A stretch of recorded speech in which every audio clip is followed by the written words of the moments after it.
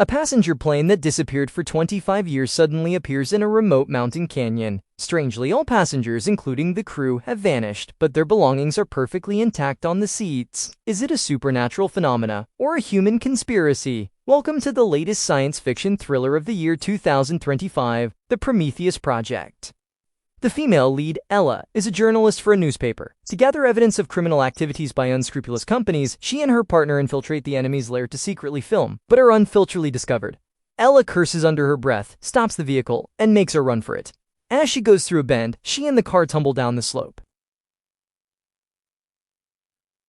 Fortunately, Ella was lucky and only suffered some minor injuries, but when she returns to the company with the evidence, the editor-in-chief suddenly cancels the case and demanded that Ella stop all investigations. That company not suing her for invasion of privacy was already a blessing.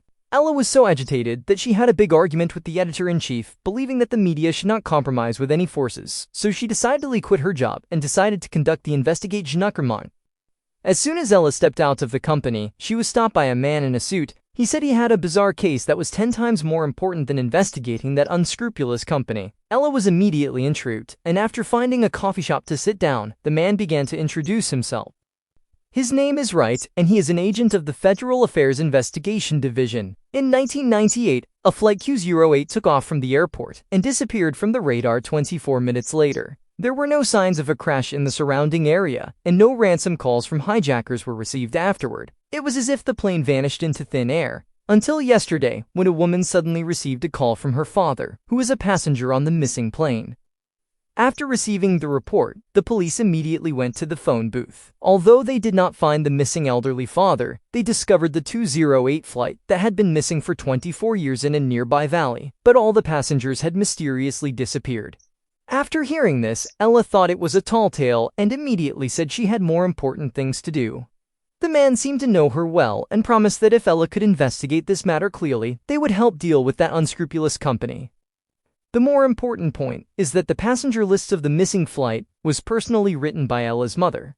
Unfortunately, the person is currently receiving treatment in a mental hospital. Ella immediately fell silent, saying she would consider it and give her a reply later in the day. After returning, Ella specifically looked up the missing flight and found related reports online, with all sorts of speculations about the cause of its disappearance. Ella muddled through the night and went to the mental hospital the next days to find her mother, but the other party ignored her inquiries and just kept writing and drawing. Ella discovered that the patterns her mother drew were identical to the symbols on the missing passengers lists. Could her mental condition be related to the plane's disappearance? Ella immediately called the male investigator, indicating she could accept the assignment, but she needed a few assistants and access to all the information. After the other party agreed, she first found her partner at the newspaper, Wade promised significant benefits, and finally got him on board. Next, Ella found her friend Wedge, who works at the university and has extensive research in quantum mechanics. If the disappearance and reappearance of the plane are not supernatural events, the only explanation left is time travel. Wedge was also very interested in the case and agreed to provide support in physics at any time. Aladdin quickly found the family member of the missing person to understand in detail the entire process of the call with his father that day. The white-haired woman confirmed that this was definitely not a prank, because the voice on the phone was almost identical to her father's, and he mentioned a little secret that only the two of them knew. However, he did not mention the disappearance, only saying that he had just gotten off the plane and needed his daughter to send money for a ride, and then there was no further news. Ella's curiosity was piqued, and she called the agent again, stating that she wanted to personally see the plane involved in the incident. Wright was very efficient and arranged a helicopter immediately. Before they landed, they could see the massive aircraft parked on the grass from afar, with the area already cordoned off by military soldiers. Only investigators from various departments were moving back and forth. The military officials stated that there was no radiation or electromagnetic fluctuation around the plane, but the situation inside was very unusual. Wright had already applied for access. Ella and the others put on protective suits and quickly entered the plane. Seeing the scattered items on the tables and chairs, everyone was shocked, feeling as if the passengers had vanished in an instant. Ella became even more puzzled and quickly called the physics professor Wait for help. He felt that this matter had already exceeded his understanding. Why did the plane mysteriously reappear after being missing for many years? Where did those passengers go? Alice Fackleyshe, did they encounter Dillians or a space-time rift? Which is also very interested in this matter, and said that once he arranges his current work, he will come to participate in the investigation as soon as possible. Ella, originally a journalist with a very sharp mind, decided to start with the missing passengers. After comparing the passenger lists, she quickly noticed something unusual. The list showed 5 seats as vacant, yet personal belongings were clearly on the chairs, meaning these 5 passengers boarded the plane, but their names were deliberately crossed off the list. Ella quickly winked to the archives and found the names were these 5 people in the original recas.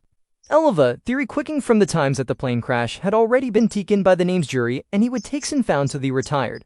Fortunately, by this time, Professor Wick had also arrived, and the group once again approached the crash flight. Based on the seating information, Ella recited the names of the 5 passengers one by one. The answers to all the questions might very well lie with them. That night, the military delivered their recording of the conversation between the plane and the control tower before the crash. Due to being stored for too long, the data inside is severely damaged and must be repaired one by one. Even so, they managed to gather a general understanding of the situation at the time from the fragments.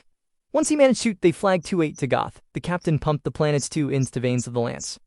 However, the instrument showed no turbulence around. The captain informed the passengers to fasten their seatbelts, and the next moment, the plane began to plummet rapidly, as the engines also shut down. The conversation recording abruptly stopped here, and a few minutes later, it disappeared from the radar without a trace. Afterwards, even the military got involved in the search, but unfortunately, no wreckage was found. Ella felt things were becoming increasingly strange, but to get more information, she had to wait patiently for further repairs. With the assistance of investing Leisure Right, the information on the 5 crossed-out passengers quickly appeared Ranella's hands. They were a physics teacher, suspected of participating in a terrorist attack, a chief of a certain tribe who is in a coma in the hospital, a psychology lecturer with considerable domestic fame, and a retired veteran currently working as an engineer at an energy company. The last one was very special. Livifor is originally an archaeologist and also held a bachelor's degree in physics research. However, he is currently undergoing compulsory treatment at a medical institution because he is suspected of having comedic abilities and once, under the guise of religion, induced people to commit suicide. Ella thought this person was the most suspicious, led by Wright. She quickly arrived at the medical institution where Levy Fu was located. The attending doctor warned the two not to talk too much with Levy Fu, otherwise they wouldn't even know how they died. Ella felt her palms sweating a bit. However, what she didn't expect was that Levy Fu was even more dangerous than the doctor described. On the way to the medical institution, Levy Fu, who had been injected with a large amount of sedatives, suddenly woke up, causing the guarding acids Brecca in a cold sweat. Before Zen could speak, who had a laptop large thing. But wow, Ella and the others were still breaking for Levy Fu's arrival. But unexpectedly, he walked in on his own. It turned out he hadn't been noped out earlier. Instead, he'd hypnotized the guards in the vehicle. In just a few sentences, Ella seemed to be enchanted, cooperating fully as she followed Levy Fu onto the ambulancer. Fortunately, it wasn't long before she regained her self-awareness. Levy Fu seemed to know that Ella was investigating the plane incident and offered to take her to a place where she could find all the answers. Upon arriving at a gas station, Levy Fu asked Ella to wait for a moment, then got out of the car and whispered a few words to a driver. The other person unexpectedly handed over the car keys. Ella was stunned. Could the legendary hypnosis really exist? The two switched to another car and soon arrived at an abandoned military base. Meanwhile, Wright at the hospital hadn't seen Ella return, and when he checked the hallway, he found her phone thrown in the trash. He realized Ella had been kidnapped, so he immediately took people to pursue them. Although Levy Fu changed cars midway, Wright seemed to have guessed his destination and eviliously knew the parking location. At this time, Levy Fu had already brought Ella inside the base. He was very familiar with the place and opened a cabinet on his own, taking out a strange set of clothes. After getting dressed, Levi F was about to start the machine when Wright arrived here with the doctor. Seeing Levi F on the platform, the doctor thought his mental illness had relapsed and took the initiative to provide psychological comfort. Who knew that after just a few words, the doctor was hypnotized by Levy Fu instead? His expression became dazed, and with a turn, he loped off the platform. Wright shouted, telling Levy F not to act rashly. However, the latter said he wanted to take Ella away because the passengers on the plane were still waiting for them to rescue them. After saying this, he took Ella and left. Unfortunately, nothing happened in the end. If it weren't for the cable connecting the vest being strong enough, the two of them would have been in grave danger. Levy Fu fainted on the spot and was taken to an ambulance. Professor Mei Chi, who rushed over, was very interested in that vest and decided to take it back for thorough research. The group returned to the hospital, where Wright had already brought 3 erased passengers, except for the unconscious chief. Everyone else was present.